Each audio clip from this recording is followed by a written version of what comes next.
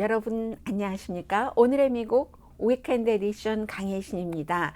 오늘은 여러분들과 함께 어제 오후에 켄터키주 등 5개 주에서 큰 토네이도가 발생했기 때문에 아마 관련 지역에 살고 계시는 분들도 계실 것 같고요. 또 연방 대법원에서 방송 끝난 뒤에 아주 중요한 판결을 하나 내린 것이 있습니다. 오미크론, 인플레이션, 그리고 미국과 러시아와의 관계, 또 뭐가 있을까요? 그 밖에 뭐 스타벅스, 켈로그사 등의 여러 가지 사회적인 문제, 밥돌 전 상원의원의 레가시, 이런 순서로 전해드리겠습니다. 켄터키에서만 현재입니다. 토네이도로 어젯밤에 불어닥쳐서 50명 이상이 사망했습니다. 지도를 보시면은요, 지금 크게 켄터키를 중심으로 해서 알칸소, 일리노이, 미주리, 그리고 이제 테네시주에서 이렇게 토네이도가 발생을 했습니다. 해서 일리노이주 같은 경우는 조금 그 동북쪽이고, 또 알칸소 같은 경우는 바로 이 테네시주와 이제 붙어 있는 그런 주의 경계에서 이런 일들이 발생을 했고, 미주리주에도 약간, 미주리주는 이제 보면은 그 동북쪽이 되겠죠. 테네시주는 역시 그 동북쪽, 켄터키주는 이제 중부, 그리고 이제 서부, 이런 데서 토네이도가 발생했습니다. 당연히 켄터키주는 주 비상사태가 선포됐고, 방위군이 지금 가서 여러 가지 구조 작업도 하고 또 뭔가를 걷어내는 그런 작업도 하는데, 이 토네이도가 오늘까지도 불어닥칠 것으로 예상되기 때문에 켄터키 주지사 말에 따르면 켄터키 역사상 가장 큰 힘든 토네이도다라고 얘기를 하는데, 한 서쪽에, 켄터키 서쪽에 한 200마일 정도에 걸쳐서 토네이도 영향권 안에 들어가 있고요. 특히 이제 메이필드 같은데 지도를 이렇게 보시면 켄터키주 오른쪽 아래편에 있고요. 메이필드가 서쪽이잖아요. 서쪽인데 제일 이제 켄터키주로 보면은 서쪽이라고 볼 수 있는데, 그 메이필드의 아주 그 중앙에 많은 그 빌딩들이 지금 완전히 파괴됐거나 무너졌습니다. 그리고 이 메이필드의 서쪽, 서남쪽을 보면은 거기에 이제 초를 만드는 공장이 있는데, 풀튼 로드라는 곳이네요. 큰 길이. 그 초를 만드는 공장의 지붕이 완전히 지금 망가졌고, 그리고 이 그 메이필드 지역, 그쪽 지역에 이제 뭐 교회에 지붕이 날아가 버린다던가, 항상 우리가 토네이도가 불어닥치면 지붕이 날아가죠. 알칸소, 일리노이, 미주리, 켄터키, 지금 그 테네시인데 아마존의 창고 지붕이 날아갔습니다. 일리노이주에서는요. 일리노이주가 이제 켄터키의 북서쪽에 있잖아요. 그래서 일리노이주에서는 지금 아마존 창고가 날아갔는데, 그쪽에 그 아마존의 창고 직원이 제가 지금 방송하기 전까지는 몇십 명이 그 안에 창고에 갇혀 있었고요. 알칸소에서는 널싱홈에서 적어도 한 명이 숨졌습니다. 그리고 또 테네시주에서도 적어도 3명이 사망을 했기 때문에 이 토네이도 또 폭풍권 안에 이 5개 주가 오늘 밤까지 들어가니까요. 지도를 보시면 이제 맨 오른편에 테네시가 있고, 테네시 위편에 켄터키가 있고, 그 켄터키 바로 위편에 인디아나주는 별 영향이 없는데, 인디아나주의 오른편 켄터키로 치면은 북서쪽이죠. 일리노이주도 지금 굉장히 그 영향권 안에 들어가 있고, 미주리주는 약간 그 세인트루이스라든가 이렇게 이제 일리노이주와 미주리주에 걸쳐 있는 그쪽 지역이 영향권 아래 들어가 있고, 미주리주의 아래인 알칸소주도 역시 그 테네시주와 경계인 동북쪽에 영향권이 지금 그 토네이도 영향권 안에 들어가 있습니다. 그래서 아마 이쪽 지역은 꼭 제가 지금 말씀드린 토네이도 영향권이 아닌 곳에 살고 계신 분들이라도 오늘 정전이 됐다던가 여러 가지 그 불편함을 겪으실 수 있고요. 불편하면 불편함이지만 뭐 힘든 그런 일들, 예를 들어서 앞서 말씀드린 그 켄터키주의 메이필드가 한 10,000명 정도가 살고 있는 곳이라고 하거든요. 그런데 10,000명 이상 살고 있는 그쪽 지역이 완전히 다 날아가 버렸을 그럴 정도입니다. 그러니까 이런 일이 있을 때마다 최근에는 기후 변화를 많이 생각하게 되고요. 아마 내일이 일요일이고 모레 아침이 월요일인데, 월요일이 되면은 역시 기후 변화와 연관된 이쪽 5군데 지역에 토네이도 뉴스가 많이 나올 것으로 예상이 됩니다. 오늘의 미국 위켄드 에디션에서는 한 주일에 일어난 아주 중요한 일을 정리를 하지만, 이렇게 방송이 끝나고 금요일 오후에 발생한 일들도 여러분들께 전해드려야 되겠다 하는 포인트가 있으면 보도해드리고 있습니다. 바로 이 이슈입니다. 텍사스주의 낙태법이 연방대법원에서 그냥 그게 위헌이다, 합헌이다를 심의하지 않고 declined 했기 때문에 이게 이제 시행 중에 있습니다. 그리고 또 부분적으로 또 시행이 안 되는 그런 부분도 있는데, 결국은 텍사스주의 낙태법이 위헌인가 위헌이 아닌가를 판결할 수 있도록 그 낙태법에 반대하는, 예를 들면 낙태 시술소 같은 곳에서 텍사스의 낙태법에 대해 고소할 수 있도록 연방 대법원이 판결을 했습니다. 이것은 텍사스의 낙태법이 위헌이다라는 판결을 한 게 아니라 거기에 대해서 고소를 할 수 있다는 그 판결인데, 찬성 8, 반대 1, 반대한 사람 한 사람은 유일한 아프리칸 아메리칸, 그러나 이제까지 어떤 백인 연방 대법관보다도 가장 초지일관, 말은 안 하면서 그 하얗게 보수적인 판결을 해온 그런 그 연방 대법관입니다. 클리어런스 토마스 대법관이고요.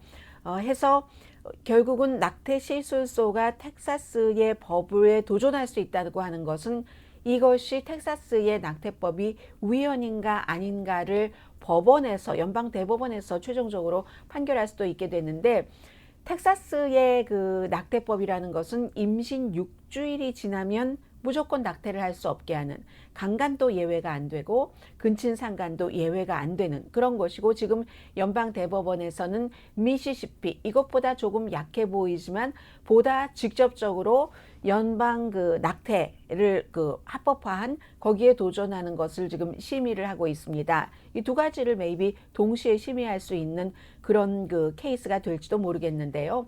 텍사스의 낙태법 같은 경우는 낙태를 하려고 병원에 가는 사람을 데려다 준 운전기사, 이런 사람들도 지금 법에 위배된다 하고 그런 것을 신고를 했을 때, 그 사람이 고소하고 했었을 때 이기면은 $10,000를 준다는 거잖아요. 현상금 뭐 이런 비슷하게 결국은 그 고소한 비용에 보태 써라 하고 준다는 얘기인데, 이러해서 세계적으로 굉장히 주목을 받고 있고, 미국인들의 여론조사 결과를 보면은요, 낙태에 대해서도 그 여성의 권리다 하는 그런 입장에서 지지하고 있는 사람이 조금 많은데, 텍사스주의 9월 1일부터 연방대법원이 이제 부분적으로 시행을 해도 된다, 이게 또 하급법원에서 걸리고 복잡하게 돼 있는데, 그러한 것에 대해서 텍사스의 낙태법은 이것은 거부돼야지 된다라고 생각하고 있는 여론이 훨씬 많습니다.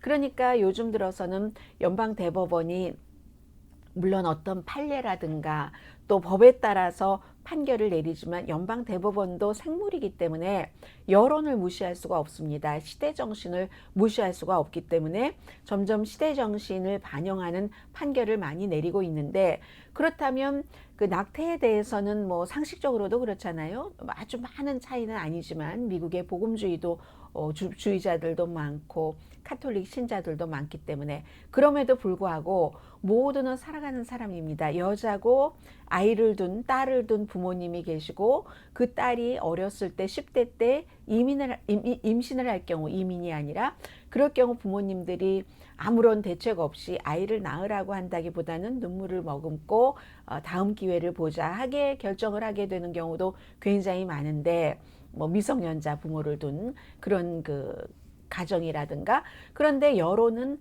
낙태를 지지하는 게 더 많은데, 연방 대법원에선 그럼 어떻게 판결을 할 것인가 굉장히 지금 중요하게 보고 있고요.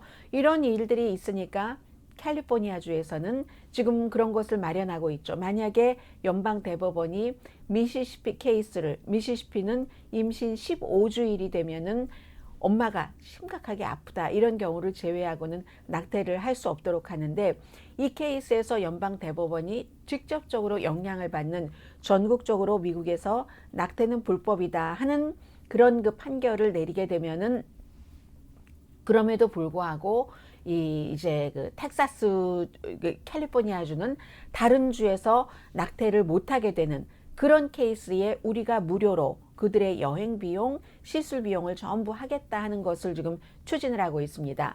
왜냐하면 연방 대법원이 미시시피 케이스에 대해서 합헌이다라고 하면은 곧바로 50개 주에 전부 낙태는 불법이야 하는 게 되는 게 아니기 때문에, 일단 기본적으로 그렇게 될 경우 한 21개 주에서 낙태가 불법을 금방 할 수 있도록 지금 준비를 하고 있기 때문에, 그런 주들에서 낙태가 불법화되는 경우 캘리포니아주가 일단은 이렇게 무료로 낙태 시술을 할 수 있게 한다 해서, 캘리포니아주는 낙태에 대해서 Sanctuary City, 이민자에 대해서, 서류 미비자에 대해서 정말로 완전히 보호하는 안전지대였던 것처럼 그렇게 그 Sanctuary 시리를, 그 주를, 스테이트를 할 것이다 라고 발표를 했습니다. 지금 추진 중이고요. 비용은 워낙에 캘리포니아주가 팬데믹 이후에 집에서 재택근무하는 사람들도 많고 하면서 테크놀로지 이런 분야에서 세금도 많이 늘어났고 해서 흑자기 때문에 가능하다는 말씀드리고요. 그리고 가장 중요하게 봐야지 되는 것이 인플레이션입니다. 물론 인플레이션이 한 나라의 대통령이 짧은 기간, 1년도 안 되는 기간 정책을 담당을 해서 그 정책이 잘못돼서 인플레이션이 일어났다라고 보는 상식적인 경제 전문가는 한 사람도 없습니다. 이제 바이든 대통령 취임한 지 1년이 채 안 됐고, 이 인플레이션은 올해 초부터 조금 시작이 됐습니다. 그럼 바이든 대통령이 취임하자마자부터인데 세계적으로 있는 일이고, 뭐 유럽이라든가 아시아에서 큰 경제 대국인 일본이라든가 미국 다 마찬가지입니다. 공급망과 수요가 일치하지 않기 때문에 이런 공통적인 요소가 있죠. 팬데믹 기간 동안에 공급이 제대로 되지 않으니까 물류, 롱비치 항구, 또 LA 항구, 미국 그 여러 가지 그 배로서 그 거래되는 그런 것의 화물의 40%를 책임지고 있는, 꽉 막혀 있고, 꼭 항구에서만 막혀 있는 것이 아니라 베트남이라든가 중국 같은 소비재를 싸게 제조하는 그런 곳에서도 팬데믹 때문에 제조하지 못하고, 그런데 팬데믹 기간 중에 돈을 쓰지 못하던 사람들은 이제는 써야지 되겠다 하고 수요가 늘어나니까 수요와 공급의 차이에서 이렇게 오는 공통적인 문제가 있습니다. 그래서 지난 1년 전보다 11월 달을 보니까 물가 인상이, 인플레이션이 6.8%나 됐고, 그리고 이 그 10월 달에 비해서도 역시 뭐 0.8% 이 정도는 됐다는 거잖아요. 지금 지난 몇 개월 사이에, 한 달 사이 계속 늘어나는 인플레이션이 0.6% 정도는 되거든요. 그럼에도 불구하고 그러면 언제부터 괜찮아질까? 이것도 사실은 돼봐야지 아는 겁니다.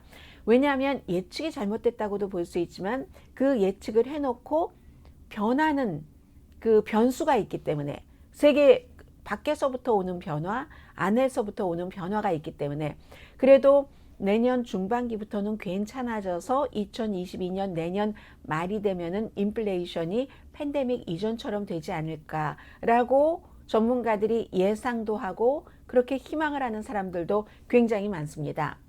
팬데믹 이전을 가만히 생각해 보시면요, 2019년이죠. 우리가 평균 그 소비자 물가가 0.2% 정도. 그래서 인플레이션을 막 올리고 싶었던 때도 있어요. 2% 정도까지는 하고 싶었는데 그게 막 안 올라갔었잖아요. 그런데 결국은 인플레이션이 이렇게 올라간다 하는 것은 어느 정도 경기가 회복된다고도 볼 수 있는데, 그게 어떠한 범위 내에서 전문가들이 원하는, 또 경제 입안자들이 원하는 상태로 훨씬 뛰어넘었기 때문에 지금 걱정이 되는 것이고요. 앞으로도 당분간 자동차 업계, 자동차 값 크게 뭐 내릴 것으로 예상하지 않습니다. 앞으로 적어도 6개월 안에. 렌트비도 크게 내려갈 것으로 보지는 않고 있고, 에너지 값 정도만 뭐 가솔린이 됐건 아니면 뭐 천연가스가 됐건 연방정부에서 어떠한 그 비축률을 푸는 그런 것도 있고 등등 이유로 조금 나아지고 있다는 것을 말씀드릴 수 있고요. 이것은 일반인들에게도 물가 인상이라는 것은 너무나 힘든 일이지만 바이든 대통령이나 민주당에도 굉장한 도전일 겁니다. 그리고 이제 다음 주에 연준이 미팅을 해서 이거 이렇게 되니까 채권 사들이는 것, 테이퍼링이라는 것도 빨리 시작을 해야지 되고 아마 3월 달부터 이자율 인상이 시작될 것이라고 보는 전문가들이 굉장히 많습니다. 어떠한 상품과 서비스에서 내려간 것은요, 유일하게 내려간 것이 자동차 자체가 아니라 자동차 보험료, 그리고 레크리에이션, 사람들이 아직도 레크리에이션을 많이 하진 않는 거예요. 반면에 집에서 텔레비전 보고 그런 레크리에이션은 많이 하죠. 그러니까 넷플릭스에서 오징어 게임이 지옥이 그 시청률 1위를 할 수 있는 거고요.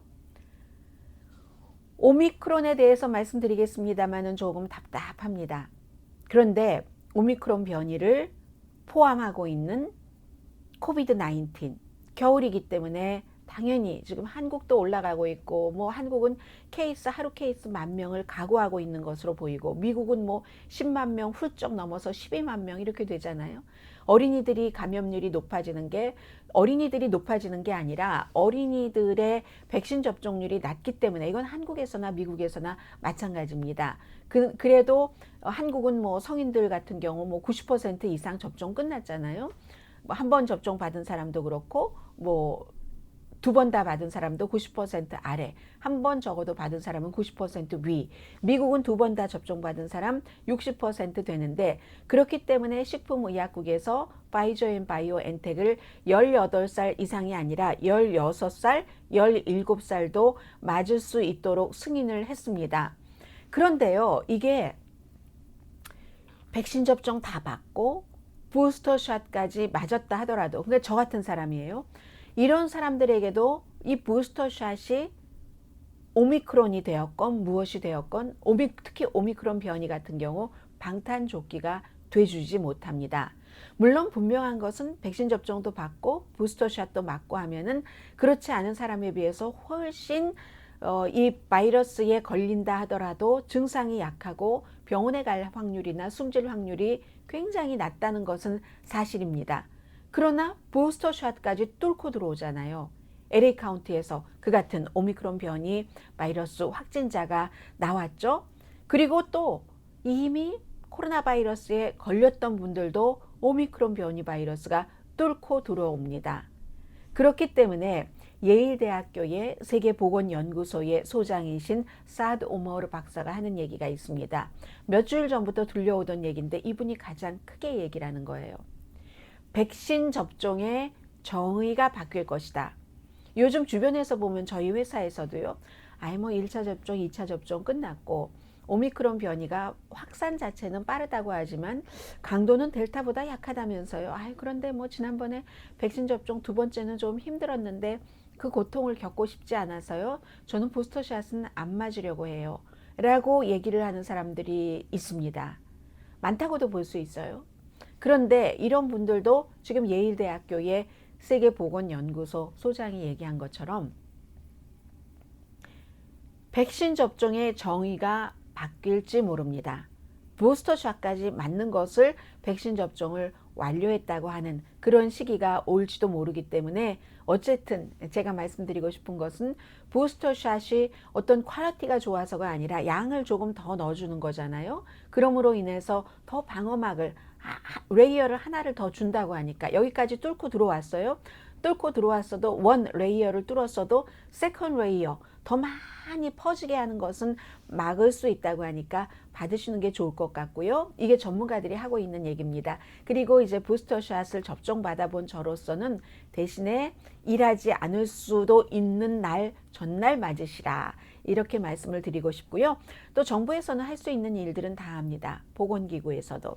치료제도 이제 승인을 했고 아스트라제네카 회사에서 만드는 면역력이 아주 약한 사람 바이러스에 걸렸을 때 치료받을 수 있는 그 약도 승인을 했고요. 그런데도 불구하고 군인 가운데서도 백신 접종도 안 받고 테스트도 안 받겠다고 버티다가 해고되는 사람도 생기고 있습니다. 그리고 또 하나 분명한 것은 트럼프 카운티, 트럼프 전 대통령에게 투표한 그런 카운티의 사람들이 바이든 현 대통령에게 투표한 카운티 사람들보다 적어도 2.7배 이 바이러스에 많이 걸린다. 이렇게 얘기를 했더니 어떤 분이 유튜브에 써주셨어요. 그런 무식한 말이 어딨냐고. 말하자면 뭐 바이든 주에서 훨씬 더 이 바이러스에 많이 걸린다. 트럼프 주보다. 그게 무식한 얘기죠. 왜 무식한가를 말씀드리겠습니다. 인구 대비로 해야지 되는 겁니다. 인구 대비 바이든 대통령을 지지한 주가 훨씬 인구가 많습니다. 왜냐하면 도시기 때문에 뉴욕주, 캘리포니아주 확진자 숫자를 어디 켄터키주라든가 뭐 위스콘신주라든가 아니면 알래스카주라든가 인구가 60만 명밖에 안 되는 그런 주와 비교할 수 없습니다. 그럼 똑같이 인구가 뭐 65만 명, 60만 명 되는 버몬트주. 버몬트주는 진보적이에요. 민주당이에요. 당연히 바이든 대통령이 이겼겠죠. 그러면 버몬트와 알래스카를 이렇게 비교를 할 수가 없는 겁니다. 그렇기 때문에 제가 말씀드린 바로 그 내용은 카운티, 그러나 카운티는 주 안에서도 카운티가 작잖아요. 카운티가 캘리포니아주도 거의 60개가 됩니다. 뭐 60개보다 더 많은 주도 있고 적은 주도 있는데 그 카운티 그 한 주에 속했어도 그 카운티 정도는 도시 정도는 로스앤젤레스, 민주당, 바이든 이런 형태로 어디 시골 캘리포니아주라도 중부 가면은 데빈 누네스 같은 하원 의원이 당선이 되잖아요. 공화당 아주 그 보수적인 그런 형태로 조금 단위를 작게 해서 적어도 인구가 10만 명 이상 되는 카운티에서 코로나 바이러스에 걸리고 사망할 확률까지 본 거잖아요. 그러면 트럼프 전 대통령을 지지했었던 그런 카운티가 바이든 대통령을 지지했었던 카운티보다 사망률이 적어도 2.7배가 높다. 뭐 6배, 7배까지 높은 것도 있어요. 이걸 말씀드린 겁니다. 이걸 정치적으로 말씀드린 게 아니니까 그러니까 그런 지역에 살고 계시는 분들은 더 조심하시라. 왜냐하면 백신도 안 맞고 거리두기도 안 하고 마스크도 안 쓰기 때문에 본인은 비록 건강해서 바이러스가 들어와서 이겼을지 모르나 약한 다른 사람에게 감염시킬 수 있는 겁니다. 그 말씀을 드린 거기 때문에 제가 무식한 게 아니라 그렇게 말씀하신 분이 무식한 것이다 라고 말씀을 드립니다. 주별로는 도시에서 바이러스 확진자가 더 많이 나올 수밖에 없습니다. 인구가 도시가 시골보다 훨씬 많기 때문에 그렇기 때문에 여러분들의 건강을 생각하면서 방송을 하고 있잖아요. 만약에 여러분들께서 지금도 이제 조금씩 투잡을 갖고 계신 분들이라던가 아니면 직업의 특수성에 따라서 내가 여기에 가서도 일해야 되고 저기에 가서도 일해야지 되고 한 장소에서 비슷한 사람을 만나는 게 아니라 그런 변동이 크신 분들은 바이러스에 감염될 확률이 높기 때문에 더 조심하시라 이런 말씀을 드리겠습니다. 그리고 사회적인 그 두 가지 이슈를 간단히 말씀드리자면요. 이번에 하나 2019년부터 시작이 돼서 이제 유죄 그 판결이 나온 저시 스몰렛이라는 39살의 아프리칸 아메리칸 동성애자 배우 엠파이어에 나왔던 이 배우가 한창 그 무슨 소수인종에 대한 혐오 범죄가 있었을 때에 내가 소수인종이기 때문에 뭐 이러이러한 나의 개인적인 사정으로 길 가다가 새벽에 정말 스프레이 뿌림도 당하고 어디도 다치고 하는 폭행을 당했다. 두 사람으로부터 라고 주장을 하고 그것이 이제 몰래카메라가 감시카메라가 있었던 곳이기 때문에 비디오로 나오고 그 당시에 그 주장에 따라서 바이든 대통령이라든가 카멜라 해리스라든가 이런 민주당의 많은 지도자들이 정말 그 피부 색깔에 의해서 그러한 혐오 범죄를 당했다는 것은 너무너무 미국에서 있어서는 안 되는 일이다 하면서 이 스몰렛이라는 배우에 대해서 어떤 그 입장 내지는 지지하는 것들을 발표를 했었습니다. 그런데 이 사람이 결국은 뭐 지금도 아니라고 사실이라고 하지만 그리고 동성애자고 바로 그 두 사람 가운데 한 사람과 성관계가 본인은 있었다고 하고 그 사람을 공격했다는 두 사람은 없었다고 하고 검찰은 그리고 그 두 사람은 이 스몰렛이라는 배우에게 $3,500를 받고 말하자면 자작극을 했다는 거예요. 왜요? 유명한 배우가 되고 싶어서. 그래서 유명해지기는 했죠. 그런데 결국은 배심원들은 여러 가지 증거 등등을 검토한 결과 자작극이었다라고 판결을 내렸습니다. 이런 판결이 나온 뒤에 뭐 팍스를 포함한 보수 매체에서 엄청나게 이 바이든 대통령이라든가 카밀라 해리스 부통령이라든가 많은 민주당 인사들 때리기에 나섰습니다. 그러나 이제 이분들은 당시에 사실은 당시에 그런 그 현상에 따라서 혐오 범죄가 있어서는 안 된다는 것을 주장을 했었던 것이고, 어제 백악관에서 다시 성명을 발표를 했습니다. 혐오 범죄가 있어서도 안 되지만 혐오 범죄를 자작극으로 꾸미는 것조차도 가짜 주장하는 것도 굉장히 이건 위험하고 부끄러운 일이다. 혐오 범죄의 피해자인 척 한 것도 나쁘다. 혐오 범죄도 나쁘고, 이렇게 다시 성명을 발표를 했다는 것 전해드리고요. 그리고 스타벅스와 켈로그사는 어제 제가 뉴스에서 말씀드리지 않았는데, 스타벅스사가 역사 50년 역사상 처음으로 버팔로에 있는 일부 스토어에서 노조를 결성하는 것을 찬성을 했습니다. 찬성을 하는 사람들의 주장은 스타벅스의 CEO가 연봉이 1,500만 달러에다가 주식 그런 거 받는데 스타벅스 직원 뭐 최저임금 15달러 내지 25달러, 15달러에서 25달러 사이 온라인으로 대학교 공부하면 그거 등록금 대주는 이것으로 만족하라고? 이것보다 더 해야지 돼. 더 많은 베네핏을 줘야지 돼. 더 많은 베네핏을 확고하게 받기 위해선 우리가 힘을 합쳐야 되기 때문에 노조를 결성을 해야지 돼 하고 이제 그 버팔로에서 이게 통과가 된 거잖아요. 그랬더니 어떤 사람들은 그쪽 지역은 워낙에 노조가 강하니까 그럴 수 있다라고 얘기하는 사람들도 있고, 뭐 어떤 사람들은 지금 노동력도 없는데 이렇게 계속 힘을 키워주면 어떡하지 하고 반대하는 사람도 있습니다. 이것은 그 각자가 처한 위치에 따라서 굉장히 그 다른 생각을 가질 수 있기 때문에 생각은 자유고요. 그러면 지금 스타벅스에서는 그럼 그렇게 버팔로 그 노조 결성을 찬성을 한 그곳에 스토어를 닫아버릴까? 그럴 수도 있어요. 그러나 위험하죠. 스타벅스가 거기에 문을 열었을 때는 장사가 잘 되는 몫이다 라고 생각을 해서 열었을 겁니다. 그런데 거기에 문을 닫아요? 그러면 장사잖아요. 자선사업이 아니라 그 가까이에 열고 싶은 충동이 있고 가까이에 열어야만 될지도 모릅니다. 경쟁사회이기 때문에 스타벅스가 거기서 문을 닫으면 다른 스타벅스의 라이벌 커피 업체가 들어오겠죠. 그렇다면 스타벅스는 적어도 거기는 문을 닫았어도 그 가까이에 문을 열고 싶은데, 이렇게 되면은 연방법 위반이거든요. 이러한 목적으로 이 스토어 문을 닫고 그 가까이에 문을 연다 하면 연방법 위반이기 때문에 여기에 스타벅스의 딜레마가 있는 거죠.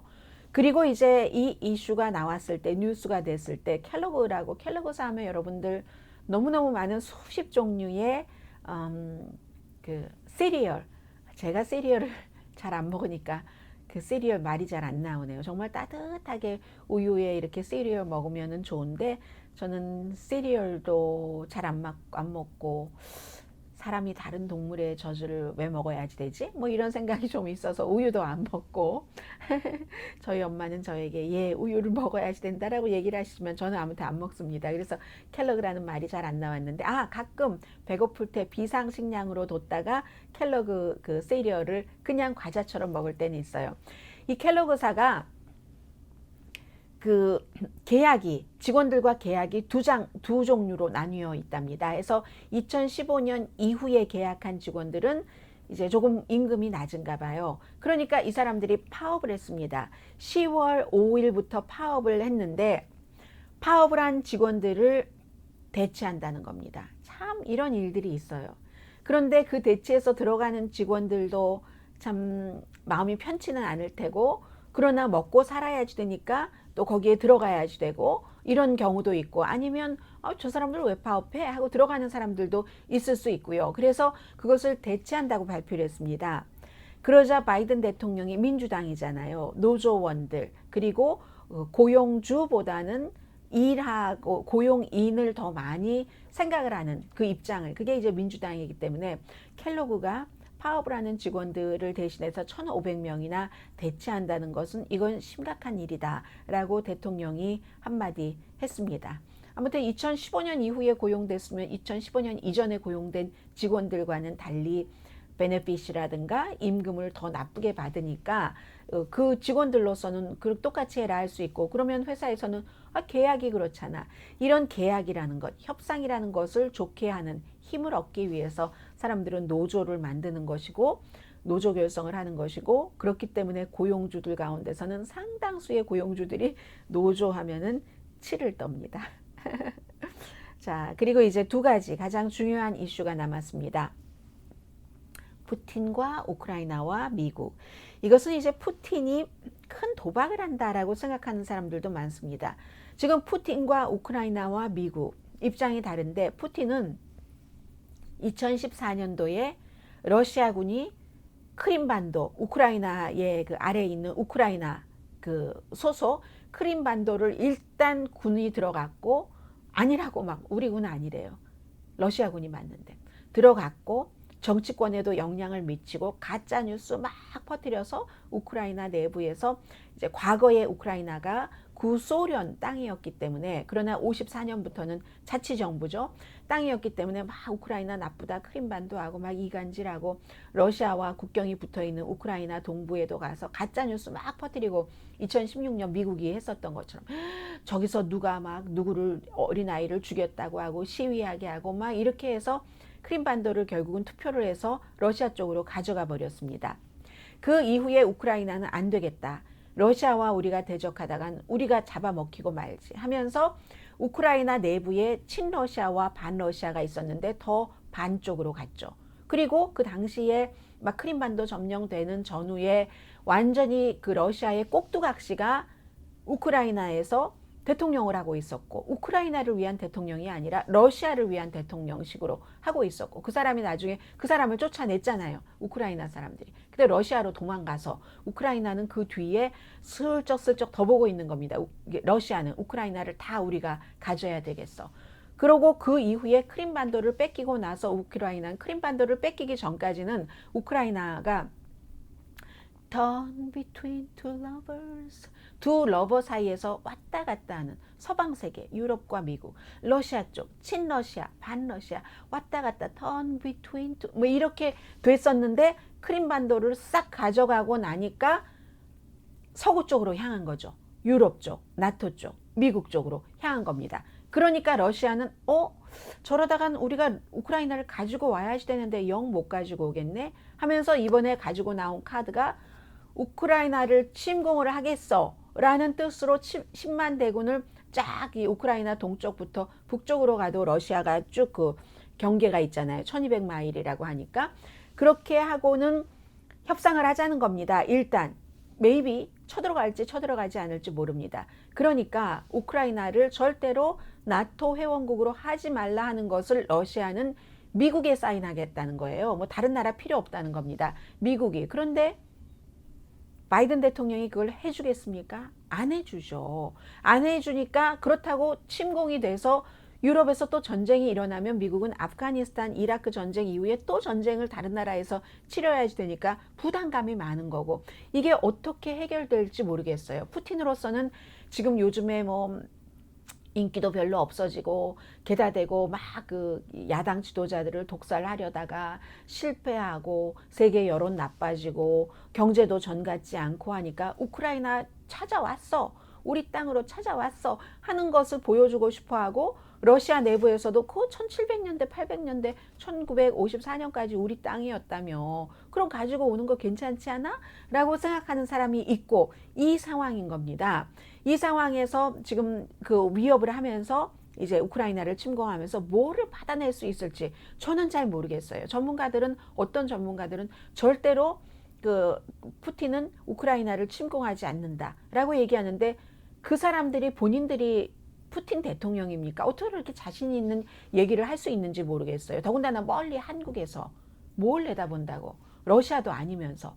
어떤 사람은 또 절대로 침공을 한다, 그 사람도 그래요? 푸틴이 아니면서 러시아가 아니면서 어떻게 절대로 침공, 모르는 일입니다. 푸틴도 결정하지 않았을지도 모릅니다. 결정했을지도 모르지만 하지 않았을지도 모릅니다. 협상에서 본인이 원하는 만큼. 그러니까 지금 당장은 가장 추측해 볼 수 있는 게 우크라이나를 금방 이렇게 그 나토에는 가입시키지 않고, 그러나 우크라이나 쪽에도 이 그 러시아가 가져가지 못하도록 서방 세계와 가깝도록 하면서 러시아도 완전히 침공할 수 없는 애매모호한 형태로 일단은 남아있지 않을까. 왜냐하면 유럽도 나토 연합국들도 러시아와 지형상으로 러시아가 갖고 있는 자원, 뭐 오일 이런 것들 때문에 거래해야지 되는 것들이 있습니다. 사람도 왔다 갔다 하고 문화도 왔다 갔다 하고 하는 그 끈이 있기 때문에, 그렇기 때문에 그런 어정쩡한 상태가 되지 않을까, 뭐 이런 것들이죠. 지금 러시아와 가까이 하는, 러시아가 크림반도를 합병을 했다 하더라도 그것을 정말로 러시아 소속이라고 보고 있는 국가는 10개 국가도 안 되거든요. 시리아, 아프가니스탄, 쿠바, 또 무슨 뭐 북한을 포함을 해서 나머지는 그것조차도 인정하고 있지 않는 겁니다. 그래서 미국은 지금 국제적인 것에서 러시아와 중국이 대만에 어떻게 하는가, 러시아가 우크라이나에 어떻게 하는가, 이것을 잘 하면서 적국이기도 하고 라이벌이기도 한 이런 나라들을 지금 관리를 하고 있는 것이고요. 아무튼 러시아는 지금 우크라이나를 침공한다 하는 이 위협, 협박하는 것을 이용을 해서 이 우크라이나가 나토에 당장이라도 가입하지 못하도록 이제 그렇게 하고 있는 것이고, 우크라이나는 러시아와만 이 동맹을 맺어야지 돼라고 얘기를 하지만, 그렇기 때문에 그 나라 지도자가 중요한 겁니다. 지금의 우크라이나의 지도자는 러시아와만 동맹을 맺기를 원치 않고 있습니다. 과거에 한국에서 다 겪었던 일이에요. 조선 이전에, 조선 이후에도 마찬가지고 겪었던 그런 일입니다. 아무튼 지금 뭔가를 안 해놓으면 우크라이나가 점점 멀어져서 서방 세계, 미국 쪽으로 가지 않을까, 이런 것을 하는 거고, 침공도 함부로 할 수 없는 게, 침공하게 되면은 민간인들이 많이 다치게 되잖아요. 그럴 경우 이 푸틴도 비난 같은 것을 굉장히 많이 받을 것이고, 그리고 속전속결하지 못하면 분쟁이 굉장히 길어져서 본인도 정치적인 부담을 갖게 될 테고,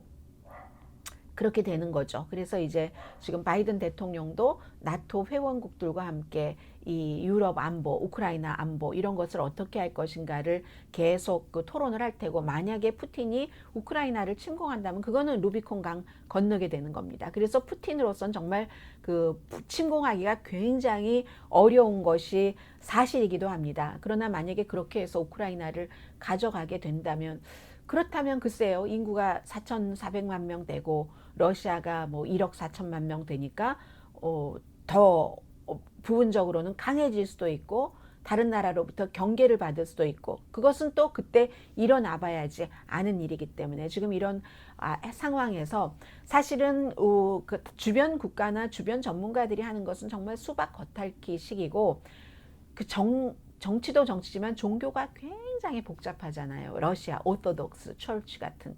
그래서 결국은 이 문제도 러시아의 오토독스 철치와 우크라이나에서도 뭐 최근 그 2년 안에 새로 생긴 그런 교회, 그 교회가 러시아 정교로부터 빠져나오고 이런 데서 생긴 갈등 같은 것도 있고 하기 때문에, 종교인들이 이 문제를 어떻게 그 피를 보지 않고 봉합을 해야지 되지 않겠는가, 이런 얘기도, 두 나라 그 정통파 교회에서 대화를 해야지 된다, 이 얘기도 지금 굉장히 많이 그 나오고 있거든요.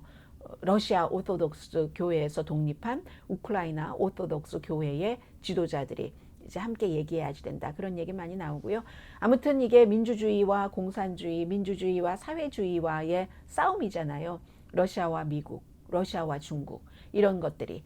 그래서 대통령이 어제 그제 이틀 동안 정상회의, 민주주의 정상회의라는 것을 열어서 100개국이 넘는 국가를 초대를 했고, 러시아와 우크라이나는 초대하지 않고, 아니 러시아와 중국은 초대하지 않고 우크라이나와 대만은 초대했고 하는 건데, 회의한다고 민주주의가 공고히 다져지겠습니까? 그러나 동맹 결속을 하는 거죠. 그리고 어떤 나라들이 내가 모여라, 미국이 모여라 하니까 모였다 하는 것도 보여주는 거고요.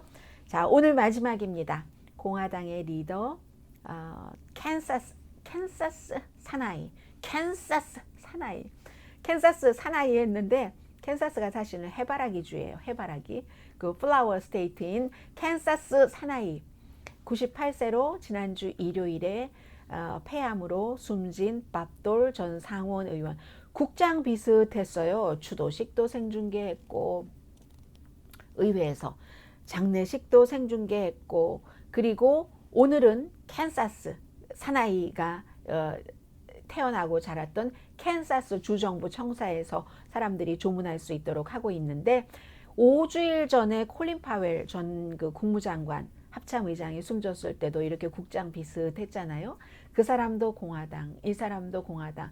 공화당의 전통적인 그 레가시가 이제 끝나가는 것 같습니다. 지금의 공화당은 트럼프의 공화당이기 때문에 이 밥도를 생각할 때 전쟁 영웅, 부상을 생각하지 않을 수가 없잖아요. 그래서 오른팔을 못 썼고 해서 노트하기 위해서가 아니라 이 엄지손가락과 집게손가락 사이에 오른손 움직이지 못하니까요.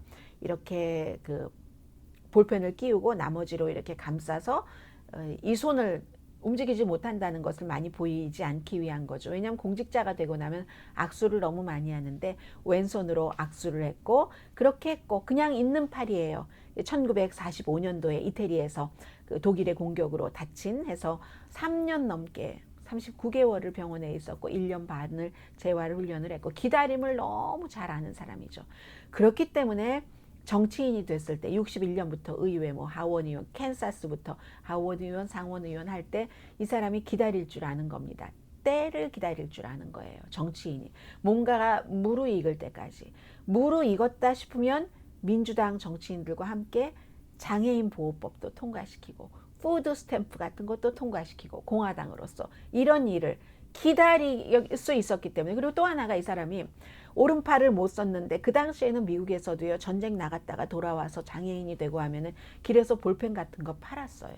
한국의 버스에서 전철에서 많이 하는 것처럼 그렇게 하기 싫어서 GI 빌로 법대를 갖고 정치인이 된 사람입니다.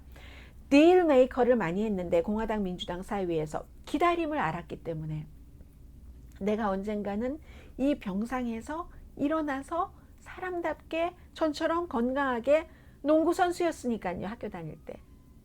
그런 밥돌입니다. 해서 소셜 세큐리티도 이 사람이 적당히 기다리면서 딜 메이커를 잘했고 와이신데도 마틴 루터킹 주니어 할러데이 그 할러데이를 연방 공휴일로 하는 것에 앞장섰던 사람이고 린든 B 존슨 대통령 때 이게 그 민권법, 투표법 이런 거 통과시키는데 너무 애썼어요. 그러면 생각을 해보세요. 대부분의 공화당들은 소수 인종의 권리를 보호하는 민권법에 찬성하지 않았습니다. 그래서 밥돌 의원의 장례식에 추도식에는 민주당, 공화당 가릴 것 없이 현 대통령과 부통령 민주당이죠. 빌 클린턴 본인과 싸워서 밥돌이 졌어요. 민주당이죠. 많은 민주당, 공화당 상원 지도자들, 하원 지도자들. 케빈 맥카티도 갔더군요. 그날 케빈 맥카티 공화당, 또 낸시 펠로시 하원 의장도 추도사를 했고 이런 형태로 지나고 보면 그 당시에는 공화당이 얼마나 얄미웠겠어요. 민권법, 소수 인종들의 뭐 권리를 보호한다고, 투표권을 보호한다고 얄미웠겠지만 98세까지 살아서 그가 숨질 때는 이렇게 모든 사람들이 그를 존중한 겁니다. 공화당의 정말 귀중한 레가시. 정치인이 어떤 이 종이와 스크립 써놓은 것, 메모해 놓은 것과 마이크를 동시에 이렇게 만지지 못한다는 것은 정말 마이너스예요. 한 손을 쓸 수 없었기 때문에 그런 것. 그리고 대선 후보는 한 번만 후보가 됐고 도전은 3번 했는데 다 실패했고 부통령도 안 됐고 했고 그런데 굉장히 보수적이었어요. 보세요. 이 사람이 나라를 위한 것이 나의 보수성이고 나의 애국이라는 건 나에게는 그렇다라고 얘기를 했는데 이 민권법을 지지하고 투표권을 지지하고 아프리칸 아메리칸인 마틴 루터킹 데이를 연방 할러데이로 해야지 된다고 했지만 외교에 굉장히 강성이었고요. 노동법 무척 싫어했습니다. 노동자의 권리를 보호한 환경법도 무척 싫어했어요. 경제에 대해서는 공급자 우선 이런 것이었고 부자 세금 감면도 무척 싫어했죠. 뭐 부자 세금 감면하는 거 뭐 쓰레기 같은 법안 이렇게 얘기했었을 때도 있습니다. 그런데도 이 보수의 상징을 지키면서도 또 반면 인간적인 부분에 대해서는 미국의 기본인 평등권 같은 것을 지지한 사람입니다. 가난했어요. 아버지 뭐 그 당시에 뭐 우유 공장이라고 해봤자 몇몇 집에 배달하는 이런 일 했고 어머니는 집집마다 돌아다니면서 재봉틀을 팔았습니다. 본인은 이제 드럭스토어에서 일했고 소다도 팔고 아이스크림도 팔고 하는 그 아이스크림 막 하도 그 어렸을 때는 놀 게 없잖아요. 아이스크림 천정강에 딱 쳤다가 다시 내려오면서 그게 강도를 조절을 해야 되잖아요. 글래스에 다시 딱 내려오게 하는 뭐 이런 그런 전쟁 전이었죠. 그리고 전쟁이 나와서 그렇게 됐고 아무튼 번지르르하게 말하는 게 아니라 행동을 한 사람, 정직하고 완광하고 아주 꾸준하게 일하고 해서 닉슨의 히치맨이라고 하죠. 그 당시에 닉슨을 끝까지 보호를 했었어요. 이 사람은. 근데 이런 그 공통점을 많이 느꼈다고 하더군요. 본인도 가난한 동네에서 그야말로 더스티볼에서 막 먼지 일어나고 하는 곳에서 먹을 것은 없고 먼지만 입안에 들어가고 하는 곳에서 태어나서 그렇게 살았는데 닉슨도 마찬가지로 뭐 아주 행복하게 뭐 이렇게 살고 뭐 이런 건 아니잖아요. 그래서 아주 그 본인이 자수성가한 이런 여러 가지 그 닉슨의 그런 것을 굉장히 존중했다고 하죠. 그래서 닉슨이 숨졌을 때 장례식에서 정말 침대에서 우는 어린아이처럼 많이 울었던 사람이 밥돌 전 상원의원이기도 하고요. 그 본인의 고향 러셀이라는 고향에서 보통 이제 그 고향에서는 배척받는 정치인들도 많은데 알고도 전에 그랬고요. 그런데 1999년도에 이제 3번 도전해서 공화당의 대선 후보가 됐을 때 러셀에서 얼마나 사람들이 대선 후보 됐다고 축하해 줬는지 모릅니다. 지금 그 러셀에서 맙돌을 잃었다고 굉장히 많은 사람들이 울고 있을 것이며 맙돌의 그렇게 아주 그 영광스러운 인생 살아가는 것을 그 한 인생 마감하면서 축하를 하고 있을 겁니다.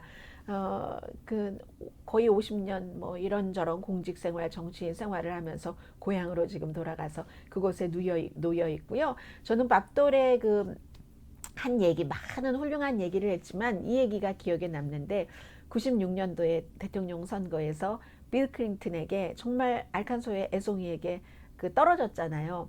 떨어지고 나서 이제 그 기자가 물어봤어요. 오늘 밤 어떻게 잘래? 하니까 뭐라고 얘기하냐면 아가처럼 자야지. 이때의 아가처럼 새근새근 공곤히 잔다는 게 아니라 나 아기처럼 잘 거야. 베이비처럼 잘 거야. 베이비처럼 잘 거야 하면서 고온히 잔다는 말이 아니라 베이비처럼 잘 거야 오늘은. 자다가 2시간마다 한 번씩 깨서 막 소리 지르고 울 거야. 떨어져서 그런 얘기를 했습니다. 이 밥도 전 상원의원 이제 캔사스의 아들로 캔사스에서 끝내 묻히는 건 아니고요. 전쟁 영웅이잖아요. 알링턴 국립묘지에 묻히게 됩니다. 자, 오늘의 뉴스 속의 영어는 밥돌이 한 얘기 가운데서 Nowhere to go but the White House or home. 더 이상 이제 대선에서 지고 나서 갈 곳이 이제 없는 거예요. 상원 의원도 다 그 자리를 내려놓고 너무너무 사랑했었던 상원 의원 자리지만 대선 후보가 되고 이런 과정에서 내려놨기 때문에 나는 이제 그 대선 그 과정에서 그랬잖아요. Nowhere to go, nowhere to go but the White House or home. 그 직전에 했었던 얘기겠네요. 백악관으로 가거나 집으로 가는 것. 더 이상은 이제 그 의사당으로 갈 수는 없잖아요. 그래서 이때 정치에서 굉장히 많이 씁니다. Nowhere to go. 더 이상 갈 데가 없다. Place. No place가 되는 것도 있고 not at all. 할 수 없는 그 상태가 되는 것도 있고요. 해서 정치에서 미국 정치에서는 이 nowhere to go라는 말을 굉장히 많이 씁니다. where가 어디인데 앞에 no가 붙었으니까 nowhere to go 라는 말을 굉장히 많이 쓴다는 뜻에서 말씀을 드렸고요. 지금 법안이 막 통과되지 않을 때 그때도 nowhere to go 뭐 이런 얘기를 굉장히 많이 하죠. 이 다리와 연관시켜서 갈 수 없다는 그런 얘기도 하고 해서 밥도를 생각하면서 nowhere to go but the White House or home 이런 말씀 전해드리면서요. 내일 뵙겠습니다. 오늘의 미국 위켄드 에디션 강혜신이었습니다.